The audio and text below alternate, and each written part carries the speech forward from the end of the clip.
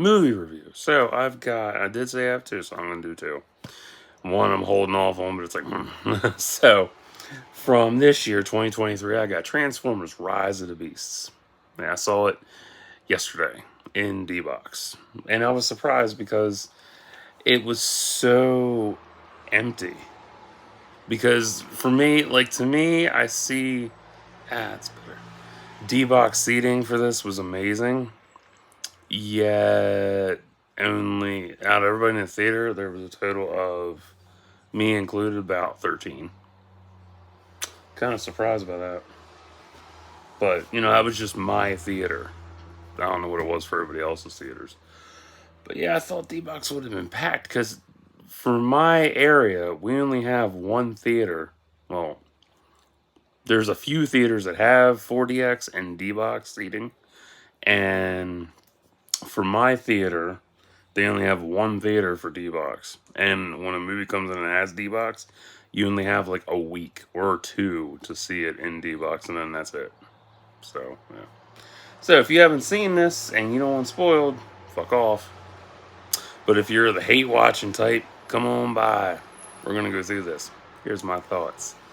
My biggest question is who all did Scourge kill? Because his arms are jacked up with emblems of all the various Transformers. He's killed Predacons, Autobots, Decepticons. I need to know.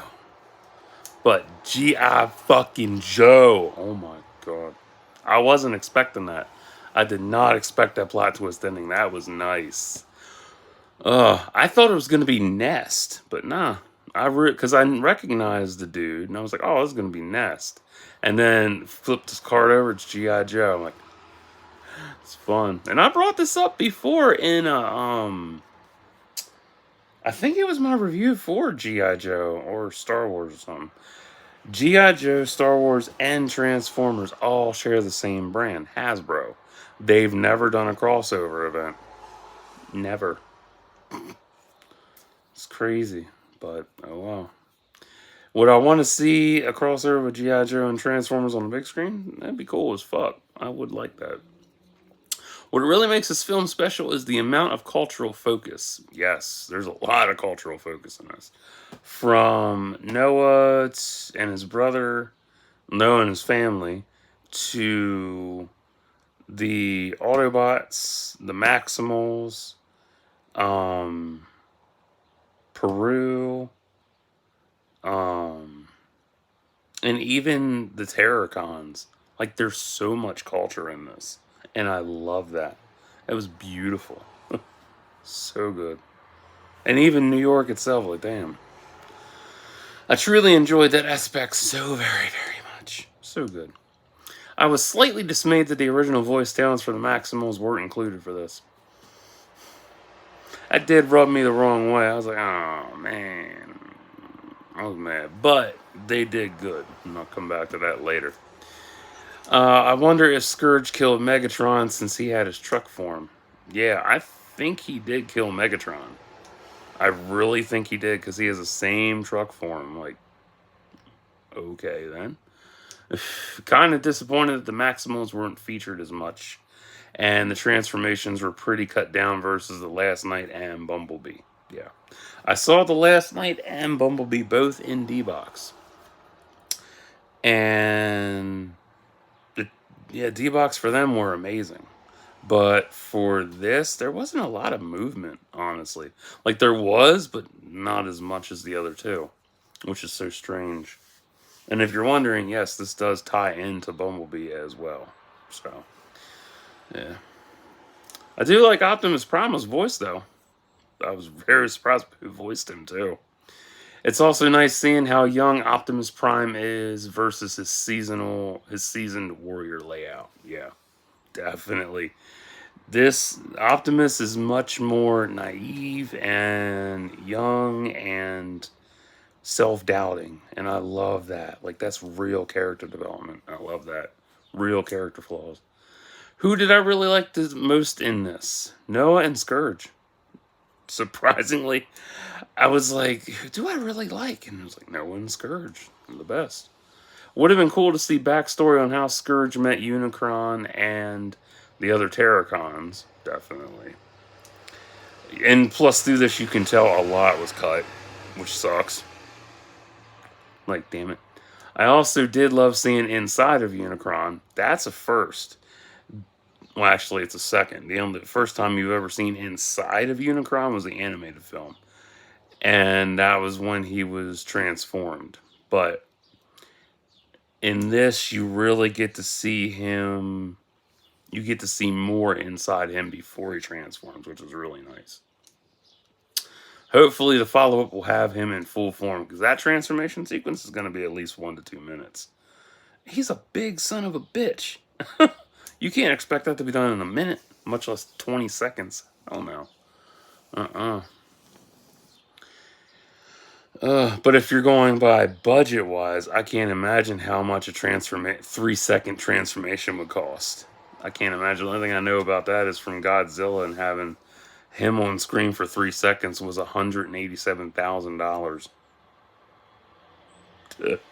So that's just a whole person.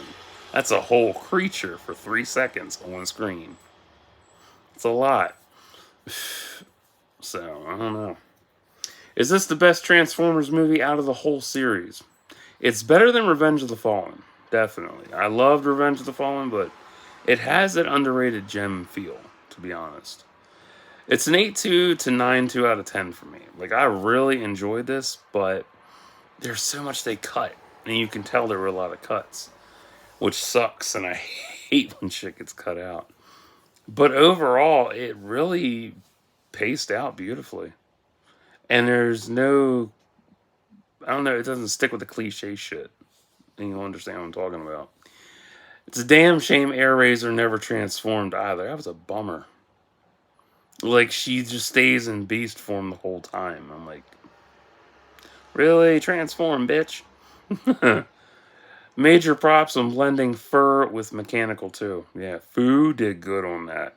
I follow him on Twitter. He's one of the main artists for this film, and man, he did good. Oh my god, he did so good. Also, Mirage temporarily bonding with Noah was a beautiful callback to the original animated film. Yep. Because it's literally the same suit setup that the kid had in the first film. It was awesome as hell. I was like, I recognize that shit. I will say I was very surprised how empty the theater was, given it was the last day for D-Box viewing, because, you know, it's D-Box. That's fun. Noah and his brother's codename Sonic and Tails are so cute. Definitely. And also, going back to the G.I. Joe tie-in, I actually have the poster for G.I. Joe versus the Transformers comic. Yeah. It was the last one they had at Comics Universe up in Hanover. And I bought it. Okay. I paid $5 for it back then. And that was 2011, I think. So yeah, I still have it. It's awesome shit. And I covered it on the channel too. Let's see. What else? Pretty gnarly that Noah can reprogram cable boxes too. Fuck yeah. And then it's set 94. Yeah, that pirating shit, that's a hell of a hobby to have back then. Because nobody wants to pay for shit. I don't pay for a fucking thing half the time. I really don't. If I ever want to watch something that's not streaming, I'll just hop on a website. Like, fuck it, everybody pirates. Well, I don't do that. That's illegal. Sure. Okay. Sure. All of us older gen definitely have burnt CDs, burnt cassette tapes, VHS tapes as well, with different movies we taped off TV and shit. Fun times. Oh my. Pirating is the way to go, man. Fuck. And I like the 94 aesthetic. It's so minimal. Like, it's not full-blown 94, you know? I love that. I do wonder how long Mirage was sitting in that garage for. You know, how long has it been there?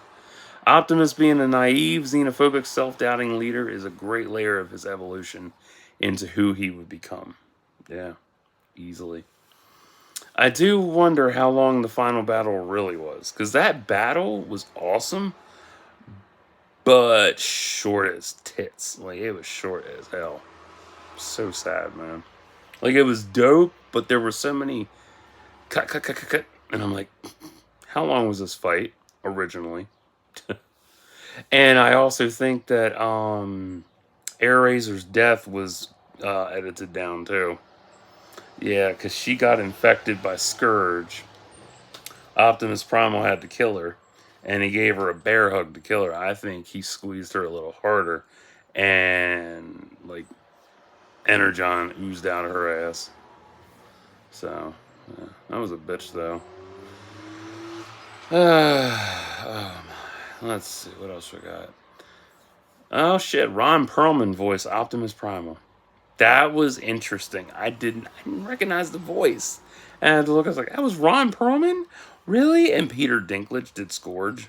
Oh, beautiful. Love it. So beautiful. I truly love the emotional expressions on all the bots. Yes. Oh my god. Tech has come a long way since 2007.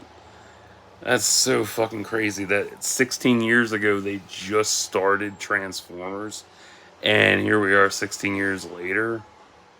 And the visual, emotional expressions are way down pat. And I love that so much. Who's the most underrated in this? Optimus Primal, actually. And MVP, Airazor. I had a hard time with who was underrated and MVP. I really had a hard time with this. I could have went with Noah. I could have went with Mirage. I could have went with Scourge. Um, but yeah, everybody was. It was so hard to pick. But Airazor was so just there and beautiful and amazing. I love that. And Optimus Primal just, I don't know. I cannot describe it. It's just one of them things. And it's not favoritism. It's one of them things. There was a moment where the idea of walking out occurred to me, but I didn't. I don't know why it popped in my head. I had like this urge popped in. It's like, you should walk out. I'm like, why the fuck would I want to walk out? I paid $15 to see this shit. Fuck. Ugh. But nah, it was a fleeting thing. It was more like, what if I walked out and never knew how it ended? Yeah. Also happy there was no sexualization either. Yay. And then coming back to also with sexualization, there wasn't any well, the minimal aesthetics. There wasn't a lot of cliche shit in this either.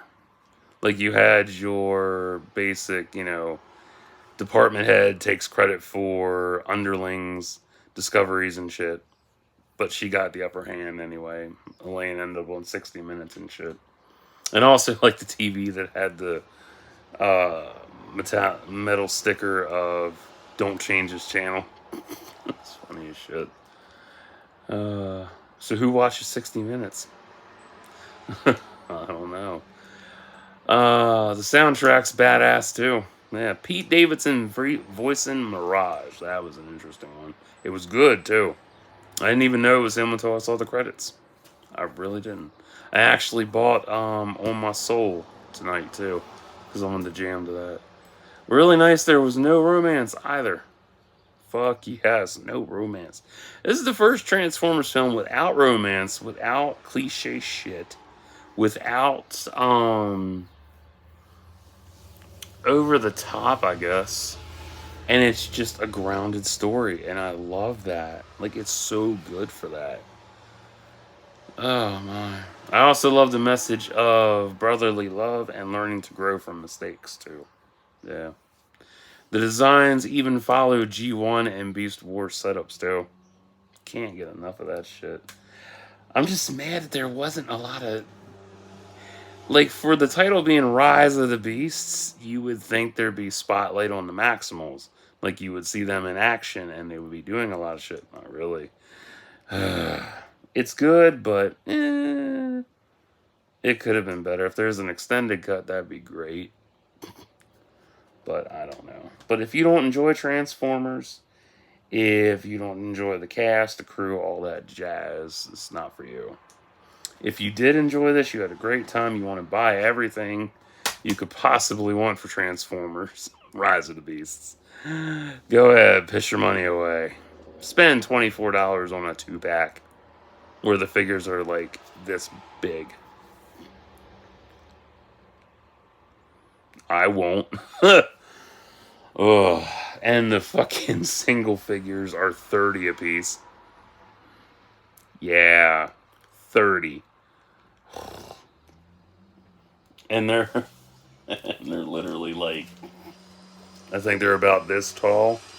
So 17-ounce bottle. $30 for that shit. And the mask that you can get, the masks, they're 35. No, I'm not buying that shit. Nah, I'm good. Nah, I'm good. Shit. So, that's what I got for that. Can't think of anything else. I will probably come back to both of these films that I covered tonight and do them in a double feature vid once I get a new laptop and have a custom wallpaper to fuck with. So, I'll be back.